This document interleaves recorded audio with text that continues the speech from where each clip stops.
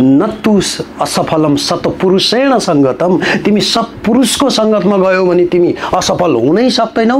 आज संसारभरका विदेशीहरू नेपालमा योग सिक्नको लागि आउँछ। त्यो मान्छेले सबै कुरा पायो, तर सबै कुरा पाइरहँदाखेरि उसले आफूलाई गुमाउँदै गयो। थिङ्किङ त्यही थिङ्किङमा सिङ्किङ अनि बाहिर आउन ड्रिङ्किङ।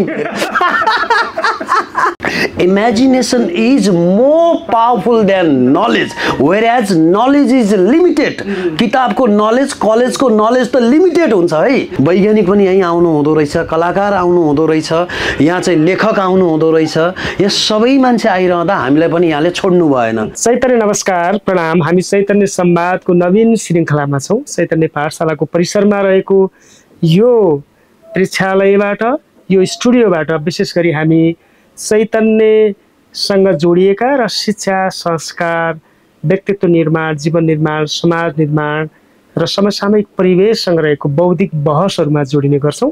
र आजको चैतन्य संवादमा हामीमा यस्तो अत्यन्त अनुकरणीय व्यक्तित्व हुनुहुन्छ जसले लाखौँ पेसाकर्मीहरूलाई, लाखौँ विभिन्न जीवनका आयामहरूसँग जोडिएका व्यक्तित्वहरूको जीवनमा उत्प्रेरणा, प्रेरणा, सकारात्मकता, सहृदयता, सक्षमता, सृजनशीलताको जागरणका निमित्त आफ्नो जीवनलाई समर्पित गर्नुभएको छ। उहाँले विशेष गरी स्ट्रेस म्यानेजमेन्टको कुराहरू, पोजिटिभ एटिच्युडको कुराहरू, पोजिटिभ थिङ्किङको कुराहरू र माइन्ड, मेमोरी, टेक्नोलोजीको कुराहरू, सुपर लर्निङको कुराहरू र उहाँ स्वयंले आफ्नै जीवनमा पनि मनलाई एकाग्र रूपले, मनलाई दिने सकारात्मक सन्देशबाट असम्भव तुल्य कामहरू पनि सम्भव गर्न सकिन्छ, अकल्पनीय कामहरू पनि साकार पार्न सकिन्छ भन्ने थुप्रै दृष्टान्त र व्यापारहरूलाई सिद्ध गर्नुभएको छ। तिनै अत्यन्त ऊर्जाशील, उत्प्रेरक, अत्यन्त अनुकरणीय, अत्यन्त वन्दनीय, पूजनीय एकजना नेपाली युवा, यो नेपाली धरतीले जन्माएको एउटा गौरवशाली युवा हामी माझ हुनुहुन्छ। उहाँ आध्यात्मिक चेतनाबाट अत्यन्त ओतप्रोत हुनुहुन्छ, राष्ट्रिय भावनाबाट अत्यन्त ओतप्रोत हुनुहुन्छ, सकारात्मक सोचबाट अत्यन्त समृद्धशील हुनुहुन्छ। तिनै एकजना युवा श्रद्धेय नवराज भुइयाल गुरु छम हाम्रो स्टुडियोमा हुनुहुन्छ। चैतन्य पाठशालाको यो चैतन्य संवादमा, यो स्टुडियोमा यहाँलाई म सहृदयताका साथ हार्दिक स्वागत गर्दछु। गुरु हार्दिक स्वागतम। धेरै धेरै धन्यवाद। आदरणीय नवराज समका विभिन्न आयामहरू छन्, मैले यहाँलाई अघि प्रस्तुत गरेँ। वास्तवमा उहाँको व्यक्तित्व, मैले प्रयोग गरिएका शब्द, मेरो चेतना, मेरो जानकारीभन्दा अत्यन्त बृहत र व्यापक छ। उहाँ हेर्दाखेरि भर्खरको युवा जस्तो देखिनुहुन्छ, तर उहाँले लामो वर्ष, दशौँकौँ एउटा छुट्टै किसिमको साधनाबाट आफूलाई प्रेरित गर्नुभएको छ। मानव कि एउटा बगरको ढुङ्गालाई एउटा मूर्तिकारले मूर्तिको रूपमा रूपान्तरित गर्न जति पीडा र जति सङ्घर्ष गर्नुपर्छ, त्यो सबै सङ्घर्ष र पीडालाई आत्मसात गरेर एउटा साधारण ढुङ्गा मूर्ति जस्तै जसले मान पूजनीय बनेको व्यक्तित्व हुनुहुन्छ। नवराज सर, यहाँले आफूलाई परिचय गराउँदा सामान्य रूपमा कसरी परिचित गराउनुहुन्छ? सबभन्दा पहिला त यो चैतन्य संवादमा जसरी हामी यहाँ संवाद सुरु गरिरहेका छौँ, यो अवसरको लागि म हृदयदेखि नै धन्यवाद दिन चाहन्छु। आम नेपाली युवा जस्तै म नेपालमा जन्मिएको, नेपालको दोलखामा जन्मिएको एक युवा हुँ। जीवनको 20औं वसन्ततिर मैले बाँचिरहेको जिन्दगी, मैले भोगिरहेको जिन्दगीले मलाई उठाउँदैन जस्तो लाग्यो। त्यसपछि म एउटा सङ्गतको खोजीमा थिएँ। हुन त म त्यो बेलामै डाक्टर साहबहरूको सङ्गतमा थिएँ र उहाँहरूको जीवन जो बचाइ मैले देखेँ त्यसले मलाई उठाउँदैन जस्तो लाग्यो र त्यसपछि म एकजना गुरुको खोजमा योगी विकासानन्दजीको चाहिँ म सानिध्यमा गएँ। 5.5 वर्ष मैले त्यहाँ तपस्या गरेँ। त्यो तपस्यामा चाहिँ मान्छेले देख्दाखेरि असम्भव लाग्ने खालका कुराहरू जो छन्, जस्तै 21 दिनसम्म पानी मात्र पिएर बस्नु, त्यस्तै महिनौँ अरू त्यस्ता असम्भव लाग्ने जस्ताहरू चाहिँ साधनाका भित्री गुह्य कुराहरू छन्, त्यसमा अनुभव गर्ने जुन अवसर पायो र त्यो अवसर पाइरहँदाखेरि चाहिँ आफूलाई भित्रैबाट अलिकति रूपान्तरित भएको जस्तै हिजोको जिन्दगी र अहिलेको जिन्दगी चाहिँ टोटल्ली फरक भएको जस्तो मैले पाएँ। र अर्को चाहिँ सौभाग्य भनेको चाहिँ योगी विकासानन्दजीले 27 वर्षदेखि गर्दै आउनुभएको सम्पूर्ण काम एज अ उत्तराधिकारी त मैले भनेन, तर उहाँले चटक्कै आफूले छोडेर ठ्याक्कै नै हामीलाई यो व्यक्तिलाई चाहिँ दिनुभयो र त्यही बेलादेखि म चाहिँ एज अ उत्प्रेरक वक्ताको रूपमा, एज अ चाहिँ योगा प्रशिक्षकको रूपमा, एज अ रेकी मास्टरको रूपमा र मेमोरी ट्रेनरको रूपमा चाहिँ आफूलाई नेपाली समाजमा सेवा दिँदै आएको छु। कस्तो सुन्दर। योगी विकासानन्दको सानिध्यतामा, उहाँको सामिप्यतामा, उहाँको गुरु दीक्षाबाट यहाँ दीक्षित भएर जसरी नेपाली समाजमा मेमोरीको, सुपर लर्निङको, पोजिटिभ एटिट्युडको, योग, ध्यान, मनोक्रान्ति, रेकी विभिन्न शिक्षाको प्रवर्धन गरिरहनु भएको छ। यसमा यहाँले अघि आफ्नो परिचयसँग जोडेको कुरा, जीवनलाई उठाउने कुरा, रूपान्तरण हुने कुरा, के कुराले यसलाई फरक पार्दो रहेछ, के गर्यो भने जीवनमाथि उठ्दो रहेछ? एकदमै महत्त्वपूर्ण प्रश्न चाहिँ हजुरले उठाउनु भयो। सम्भवतः यो पोडकास्ट सुनिरहने, हेरिरहने मान्छेलाई पनि यो काम लाग्न सक्छ। यो जीवनको यो सर्वाधिक महत्त्वपूर्ण प्रश्न पनि हो। यो मान्छेलाई उठाउनको लागि, मान्छेलाई जगाउनको लागि एकदमै सिम्पल सूत्र छ, त्यो भनेको सङ्गत हो। यो पानी त्यही पानी हो। त्यही पानीलाई तपाईँले धनगढीमा ल्याइदिनु भयो भने, धनगढीमा राख्नुभयो भने त्यो पानी बाष्पीभूत हुन थाल्छ, बाफ बनेर माथि उड्न थाल्छ, किनभने त्यहाँको तातोपनले, त्यहाँको इम्प्रेसनले।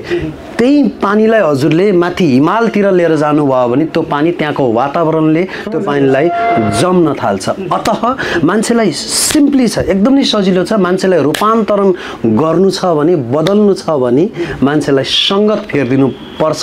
शास्त्रमा भनिएको छ, नत्तु असफलम सत्पुरुषेण सङ्गतम। तिमी सत्पुरुषको सङ्गतमा गयौ भने तिमी असफल हुनै सक्दैनौ।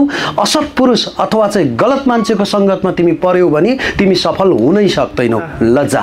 त्यसकारण सङ्गत बदल्नुहोस्, सब कुरा त्यसपछि हेरौँला। हाँस्ने हो कि? गुरुको यो हाँसो पनि अत्यन्त अलौकिक छ।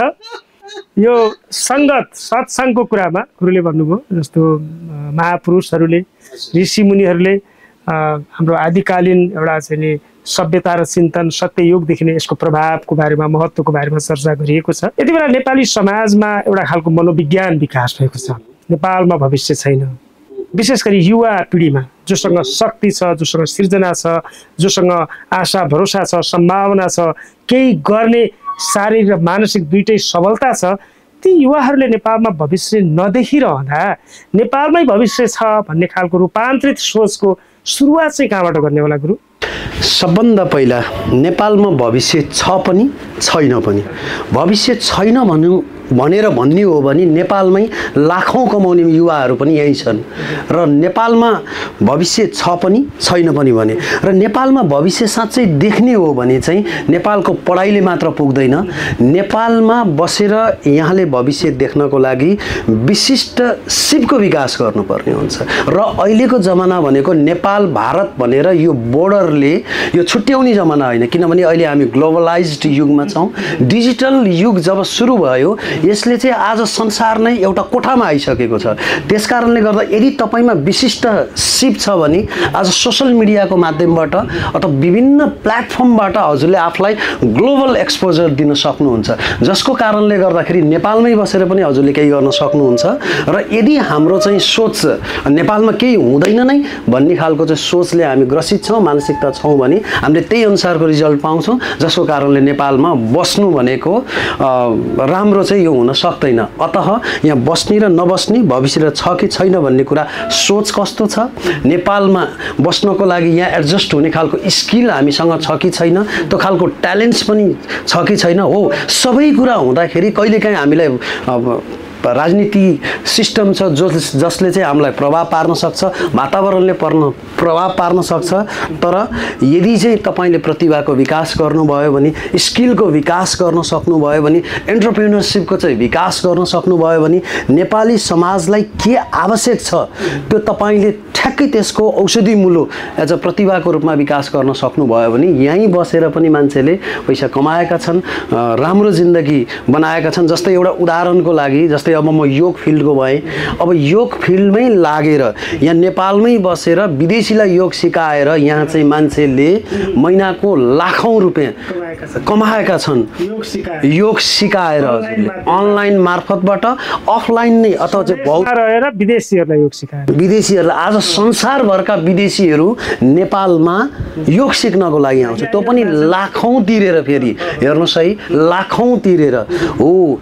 त्यो हुनाले हामीसँग विशिष्टीकृत स्किल हुनु पर्यो, सिप हुनु पर्यो र म यहाँ कसरी एडजस्ट हुन सक्छु, यहाँको समाजलाई के चाहिएको छ, अथवा चाहिँ विदेशीलाई यहाँ म कसरी ल्याउन सक्छु भन्ने सोचले यहीँ काम गर्यो भने यहीँ डलर पनि मान्छेले झारेका छन्।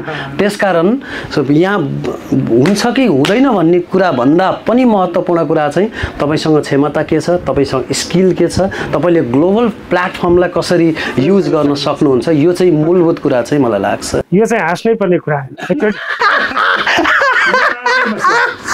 अब एउटा रूपान्तरणको एउटा नयाँ आयाम के विकसित गर्नु पर्यो भने यो देशमा भविष्य छैन होइन, यो देशमै बसेर भविष्य निर्माण गर्न सक्छौँ।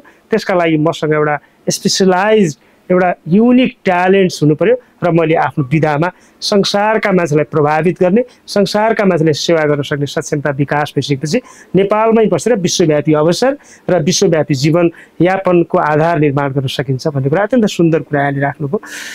एउटा प्रसङ्ग गुरु, जस्तो हामी सकारात्मक सोचको कुरा गर्छौँ होइन, र स्ट्रेस म्यानेजमेन्ट भन्ने कुरा त्योसँग जोडिन्छ, सोचसँग जोडिन्छ।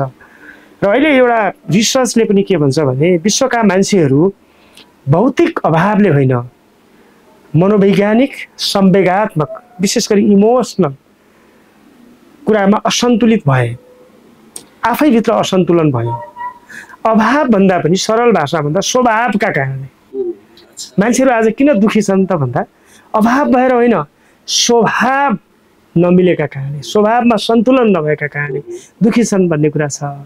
र कतिपय ठाउँमा फेरि अभावका पनि त्यस्तै किसिमका कथा व्यथा छन्, आधारभूत कुरा छैन, घाँस छैन, कपास छैन, शिक्षा स्वास्थ्य त परै जाओस्, आधारभूत जीवनयापनका कुराहरू पनि छैनन्।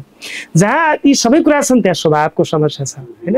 त्यसैले एउटा अल्प विकसित र अत्यन्त न्यून एउटा आर्थिक अवस्था भएको परिवेशमा आधारभूत आवश्यकताहरूलाई व्यवस्थापन गर्ने कुरा राज्यको दायित्वको कुरा होला र आम नागरिकले त्यसलाई चाहिँ आफ्नो जीवनस्तर उकास्नका निमित्त सङ्घर्ष गर्ने कुरा होला। तर विकसित ठाउँहरूमा, सहरहरूमा, संसारका अत्यन्त विकसित बनिएका सहरहरूमा यो स्वभावका कारणले सृजना भइरहेको जुन दबाव छ, जुन तनाव छ, जुन मनोवैज्ञानिक स्तर छ, यसबाट कसरी हामी आफूलाई खुसी र सन्तुलित पार्न सक्छौँ, यो विषयमा यहाँको विधाले, यहाँको विज्ञताले, क्रिटिकल चाहिँ उसमा साइकोलोजीमा मास्टर्स हुनुहुन्छ, बुद्धिज्म फिलोसफीमा मास्टर्स हुनुहुन्छ, यहाँको विधा र यहाँको अभ्यासले यो कुरालाई कसरी प्रमोट गरिरहेको छ? यस्तो छ सर, मान्छे भौतिक विकास गर्यो, मान्छेले सबै कुरा पायो, तर सबै कुरा पाइरहँदाखेरि उसले आफूलाई गुमाउँदै गयो।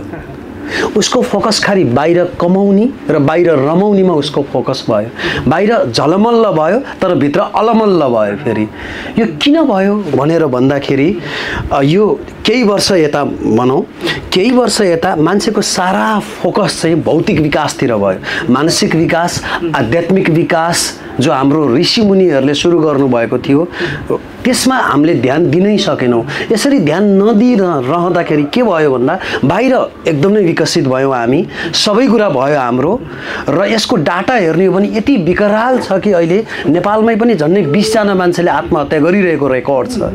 मान्छे मानसिक रूपमा विक्षिप्त भएर डेटा चाहिँ हरेक दिनको हजुर अत्यन्त डर लाग्दो। केही वर्ष अगाडि लगभग सालाखाला 13 जनाको थियो भने अहिले 20 जना मान्छे चाहिँ हरेक दिन मरिरहेको हुन्छ। मान्छे किन मर्छ भन्दा मानसिक रूपमा विक्षिप्त हुँदा कुनै न कुनै मानसिक समस्याबाट, डिसअर्डरबाट ग्रसित हुँदा अन्तिम विकल्प उनले केही पनि नपाइसकेपछि जाने भनेको आत्महत्यामै हो, सुसाइडमै हो। अतः यसलाई रोक्नको लागि मैले अघि नै भने आफूतिर फर्किनु पर्यो। साधना भनेर भन्छौँ हामी होइन, सकारात्मक सोचको विकास गर्नुपर्ने होला, व्यायामको विकास गर्नुपर्ने होला। यही सम्भावना छ, हामीभित्रै छ सबै कुरा सम्भावना भनेर आफूभित्र यदि फर्किने हो भने, यहाँले अलिकति पश्चिमतिर प्रसङ्ग उठाउनु भयो, पश्चिमतिर पनि त्यस्तै विकराल छ। मान्छे खुसी छैनन्, आज हाँस्न बिर्सिएका छन् मान्छे। करोडौँको बिल्डिङमा बस्छन्, तर त्यो करोडौँको बिल्डिङको माथिल्लो तलामा सबभन्दा फ्रस्ट्रेट डिप्रेस्ड मान्छे पुरुपुरोमा हात लाएर बसिरहेको। मानौ त्यत्रो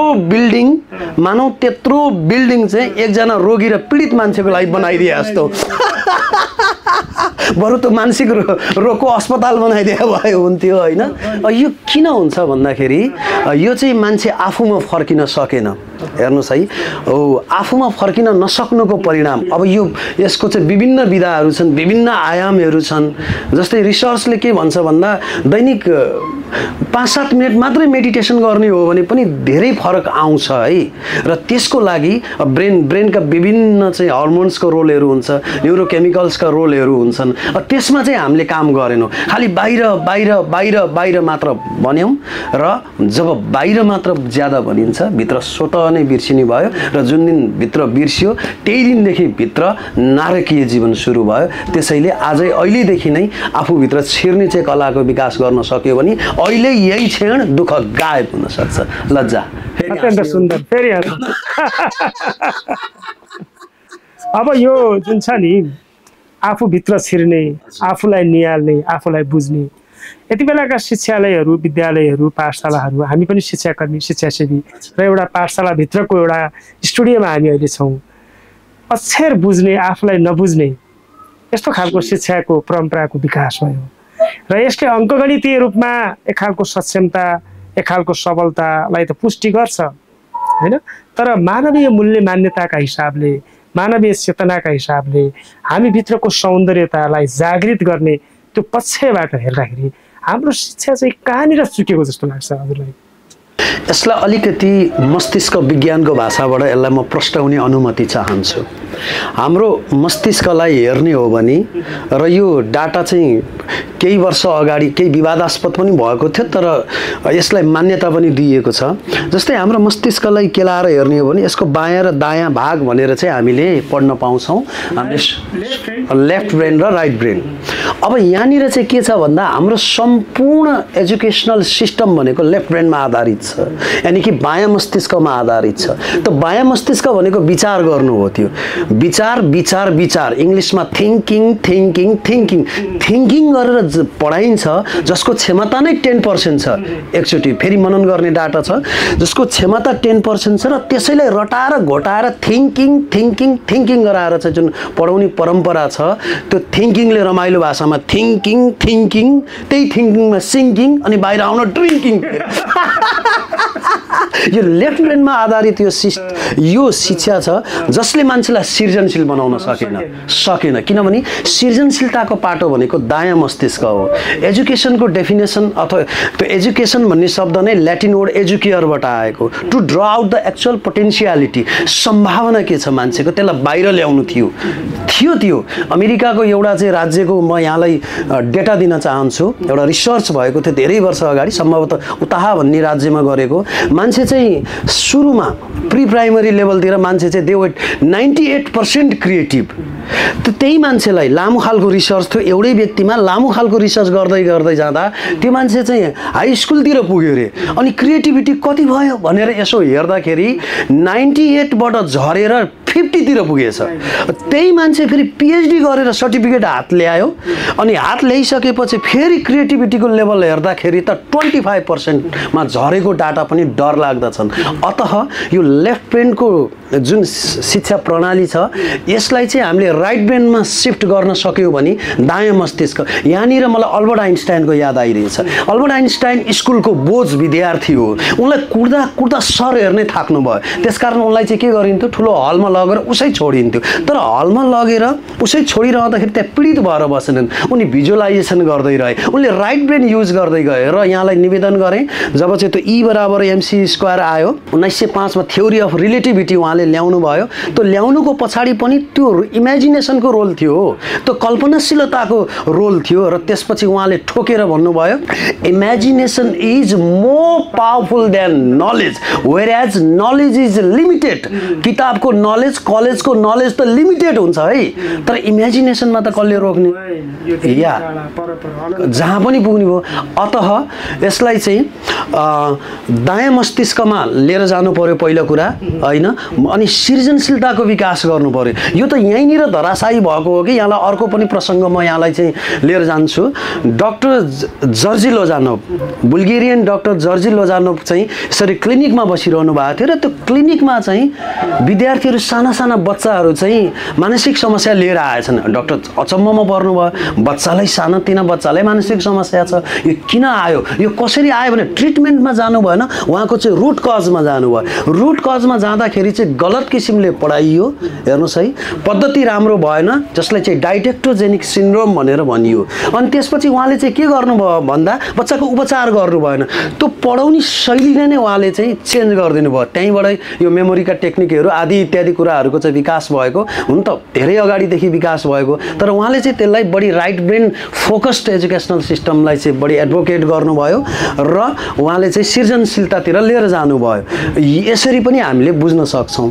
अतः यो लेफ्टबाट चाहिँ राइटतिर जानु पर्यो र अर्को अन्तिम कुरा जस्तै पढाइले मात्रै अथवा शिक्षाले मात्रै मान्छेलाई आत्मसम्मानयुक्त बनाउँदैन हेर्नु है यहाँलाई अलिकति डरलाग्दो कुरा म भन्न चाहन्छु आज संसारमा सबभन्दा सफल भएका मान्छेहरू जसले युगलाई ठ्याक्कै ट्रान्सफर्म गरेका छन् रूपान्तरण गरेका छन् चाहे अल्बर्ट आइन्स्टाइनदेखिबाट लिएर अहिले मार्क जुकरबर्गदेखिबाट लिएर एलन मस्कदेखिबाट लिएर आदि इत्यादि सबै कुनै न कुनै बेला स्कुलका बोझ थिए तर उहाँहरूले नपढ्ने भने होइन फेरि पढ्नुपर्छ हैन म आफैले पनि 30 वर्षपछि पढ्ने प्रयास गरेर पढे पनि त्यसकारणले गर्दाखेरि 30 वर्षपछि फेरि अन्यथा अर्थ नलाओस् ब्याचलर मैले 30 वर्षपछि सुरु गरेको हो अनि त्यसपछि उहाँहरूले जसलाई युगलाई डोर्याइदिनु भयो त्यो चाहिँ इन्फर्मल स्टडीले ज्यादा उहाँलाई चाहिँ हेल्प गर्यो अतः आत्मसम्मानका कुराहरू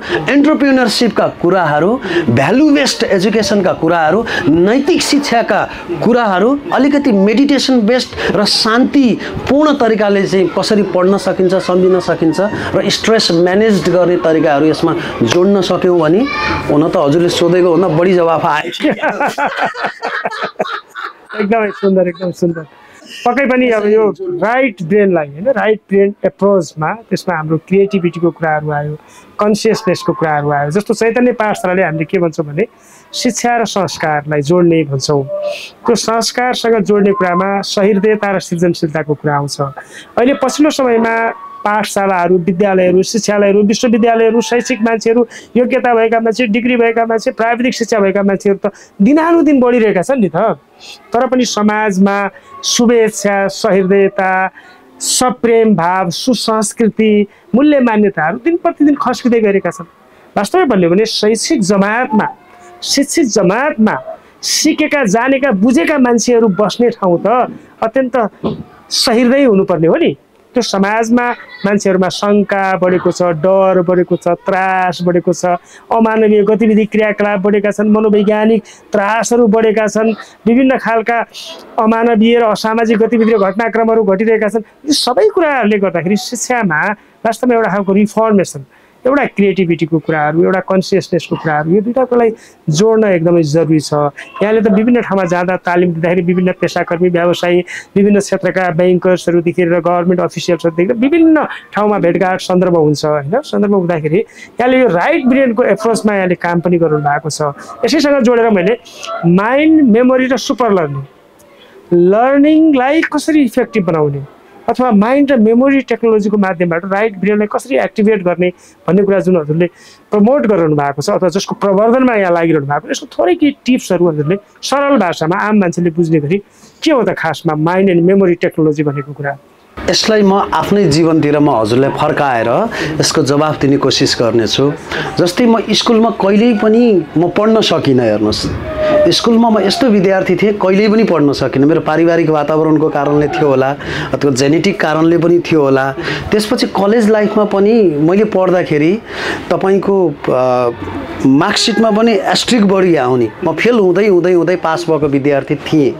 त्यसपछि जब मैले यो विद्याहरू हात परिसकेपछि यसले काम गर्छ कि गर्दैन भनेर पछिल्लो चरणमा मैले संविधानमाथि काम गरेँ। सिङ्गो संविधान पनि याद गर्न सकिँदो रहेछ र सौभाग्यवश चाहिँ त्यही विषयको माहौलमा म हुर्किएको कारणले गर्दाखेरि त्यहाँबाट चाहिँ यसले साँच्चै काम गर्न सकिन्छ जस्तो लाग्यो।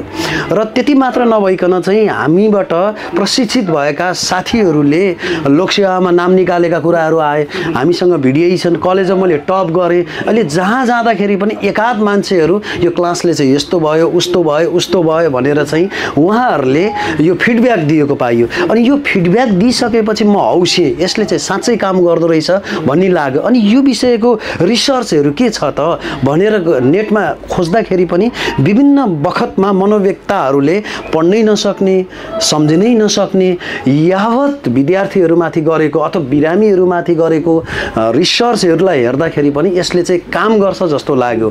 त्यसकारण यदि यस्ता विद्यार्थीहरूलाई यस्ता विद्या हामीले चाहिँ जोड्न सक्यौँ भने साँच्चै नै यसले काम गर्छ। किन भन्दाखेरि यिनीहरू वैज्ञानिक रहेछन्, यिनीहरूले चाहिँ पढाइमा अलिकति उत्प्रेरणा पनि जगाउँदो रहेछ। किनभने यी रमाइलो मेथडबाट चाहिँ पढाउने तरिकाहरू भए यसैले यस्ता विद्याहरूलाई हामीले चाहिँ प्रमोट गर्न सक्यौँ भने र शिक्षामा यो जोड्न सक्यौँ भने शिक्षा बोझ होइन शिक्षा मोज हुन सक्छ भन्ने चाहिँ हाम्रो ठम्याइ हो। हाम्रो मात्र होइन, यो वैज्ञानिक सम्मत चाहिँ कुरा भयो। फेरि हाँस्ने बेला भयो कि अब शिक्षा बोझ होइन मोज हुनुपर्छ होइन। र अहिले विद्यार्थीलाई पनि शिक्षा बोझ लागिरहेको छ, शिक्षकलाई पनि बोझ लागिरहेको छ। समग्र विश्व समाजलाई शिक्षाबाट सकारात्मकता सृजनशीलता भन्दा पनि नकारात्मकता र विध्वंस सिर्जना भइरहेको छ विश्वव्यापी रूपमा। त्यसैले अब शिक्षालाई मोजमा जोड्ने कुरा महत्त्वपूर्ण रह्यो। र समग्रमा हामी 2 दिनको चैतन्य पाठशालाको बसाइमा थियौँ। यो बिचमा हामीले विद्यार्थीसँग माइन्ड एन्ड मेमोरी टेक्नोलोजीको क्लासहरू गऱ्यौँ, अभिभावकसँग आदर्श अभिभावक शिक्षाका कार्यक्रमहरू गऱ्यौँ, लोकसेवा अध्ययन गरेका विद्यार्थी साथीहरूको सक्षमता दक्षता क्षमता अभिवृद्धिका निमित्त र यस्तै विद्या जोड्नका निमित्त प्रेरित गर्ने काम गऱ्यौँ। एससिए पिएड स्टुडेन्ट्सहरूलाई चैतन्य ब्रिज कोर्ससँग जोडिएकाहरूलाई पनि प्रेरित गर्ने काम गऱ्यौँ। हाम्रो शिक्षक साथीहरूलाई पनि प्रेरित गर्ने काम गऱ्यौँ। र यो समग्र धनगढीको यति बेलाको 2 दिनको बसाइलाई कसरी समीक्षा गर्नुहुन्छ गुरुले? वास्तवमा भन्ने हो भने म धेरै ठाउँमा गएँ र फेरि भोलि पनि जानु छ र धेरै ठाउँमा जोडिरहँदाखेरि मैले देखेको कुरा के भने शैक्षिक क्षेत्रमा एकदमै अस्वाभाविक व्यावसायिकता चाहिँ त्यहाँ देखिन्छ है। यी विद्याहरूलाई हामीले चाहिँ देखाउने दाँतको रूपमा मात्रै प्रयोग गरेर यसबाट चाहिँ हामीले कसरी हुन्छ विद्यार्थी तान्ने भन्ने चाहिँ अनुभव रह्यो। त्यस्तो चाहिँ प्र्याक्टिस मैले देखेँ र भर्खरै यो ट्रेन्ड चाहिँ यहाँ मिसाइरहेको सन्दर्भमा चैतन्य पाठशाला अझ जुन हजुरको नेतृत्वमा जुन यहाँले चाहिँ यहाँ विभिन्न खालका चाहिँ गतिविधि यहाँ जोड्नु भयो, हामीलाई बोलाउनु भयो। हामी मात्र नभइकन कुनै विज्ञलाई यहाँले छोड्नुहुन्न। यो यस्तो प्लेटफर्म रहेछ, मैले फेसबुक मार्फत देख्छु। यहाँ कलाकार आउनुहुन्छ, यहीँ यो आँगनमा यहाँ चाहिँ वैज्ञानिक पनि यहीँ आउनु हुँदो रहेछ, कलाकार आउनु हुँदो रहेछ, यहाँ चाहिँ लेखक आउनु हुँदो रहेछ। यहाँ सबै मान्छे आइरहँदा हामीलाई पनि यहाँले छोड्नु भएन र यहाँ हामीलाई जोडिरहँदाखेरि र जसरी यहाँले चाहिँ यो प्रस्तुतिकरण गरिरहनु भएको छ, वेद र विज्ञानको सङ्गम भनेर भनिया छ, संस्कार शिक्षामा जोड्नुपर्छ है भनेर यहाँ चाहिँ अहोरात्र लागिरहनु भएको छ र लागेर पनि यसलाई मूर्त रूप दिइरहनु भएको छ। यसले चाहिँ साँच्चै नै यहाँले चाहिँ समाजको लागि एउटा समाजमा जुन किसिमको ल्याकिङ थियो, जुन किसिमको अभाव थियो, अझ आज बिहान मात्रै मैले थाहा पाएँ यहाँ त बिजनेस पनि सिकाइन्छ अरे। मलाई एकदमै सोच्न बाध्य तुल्यायो। हामी आज 40-45 वर्ष भइरहँदाखेरि पनि बिजनेसको थाहा नपाएर हामीले या त सुरु गरेका मान्छेहरूले एन्टरप्रेन्योरसिपको स्किल नजानेर डुबाएर हामी विदेश जानुपर्ने स्थिति छ यहाँ होइन। यो जुन ग्यापिङ छ, यो ल्याकिङ छ, यसलाई चाहिँ यो चैतन्य पाठशालाले जसरी सुरुवात गर्यो यसको लागि चाहिँ म तपाईँलाई मेरो तर्फबाट मात्र नभइकन तमाम अभिभावक, तमाम हामीलाई हेरिरहनु भएको महानुभावहरूको तर्फबाट पनि म धन्यवाद दिन चाहन्छु। र जहाँसम्म लाग्छ यहाँको अनुभव यहाँले सेयर गर भनेर भन्नुभयो, यो सेयर गरिरहँदाखेरि चाहिँ यहाँ चाहिँ यस्तो प्लेटफर्म रहेछ, यो यस्तो सङ्गम रहेछ, मलाई अत्यन्तै खुसी लाग्यो। धेरै ठाउँमा गइन्छ तर काहीँ दुखी पनि हुन्छ, काहीँ खुसी पनि हुन्छ, तर यहाँ आएर जाँदाखेरि चाहिँ मलाई दुखी हुने ठाउँै बनाइदिनु भएन। म यति खुसी भएँ। हामीले जो हामीले ट्रेनिङमा दिन्थ्यौँ, कार्यशालामा सिक्ने कुराहरूलाई यहाँले एकाडेमिकल्ली नै यसैमा इन्कर्पोरेट गरेर जुन एउटा चाहिँ इनिसिएसन लिएर अगाडि जानु भएको छ, त्यसको लागि म हृदय अत्यन्त आभारी छौँ। आदरणीय गुरु नवराज फुयाल छमको यो आशीर्वाद, शुभेच्छा र हामीप्रतिको विश्वास र हामीप्रतिको दृष्टिकोणका लागि म अत्यन्त आभारी छु। आदरणीय आत्मीयजन, हामी चैतन्य संवादको नवीन श्रृङ्खलामा थियौँ। यसरी विविध व्यक्तित्वहरूसँग हामी संवाद गर्छौँ, उहाँहरूको विद्वताको क्षेत्रमा, उहाँहरूको विज्ञताको क्षेत्रमा, उहाँहरूको अभ्यासको क्षेत्रमा, जीवनशैलीको क्षेत्रमा र उहाँले गरेका कर्मबाट समाजमा भइरहेको सकारात्मक एउटा सम्प्रेषणको विषयमा हामी यसरी संवाद गर्छौँ।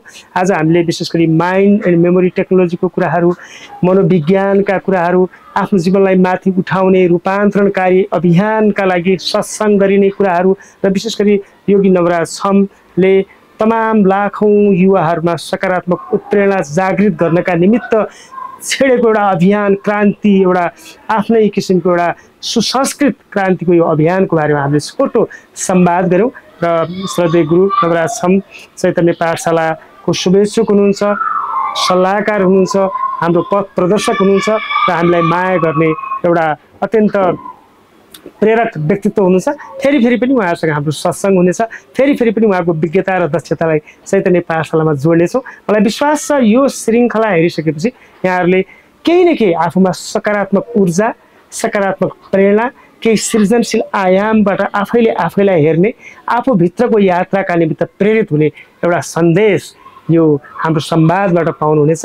यहाँहरूलाई यो हाम्रो चैतन्य संवादको यो श्रृङ्खला कस्तो लाग्यो हेरेर प्रतिक्रिया दिनुहोला, पृष्ठपोषण दिनुहोला र आगामी संवादहरूमा पनि जोडिने प्रयास गर्नुहोला। चैतन्य पाठशालासँग सम्बद्ध सम्पूर्ण आदरणीय आत्मीयजनहरूप्रति सादर आभार व्यक्त गर्छु र विशेष गरी श्रद्धेय गुरु नवराज छमप्रति यो समय र चैतन्य पाठशालाका विभिन्न शैक्षिक उन्नयनका निमित्त यहाँको प्रयास, योगदान, त्याग, समर्पणका निमित्त म सरिदे हार्दिक आभार नमन व्यक्त गर्न चाहन्छु। धन्यवाद। चैतन्य नमस्कार।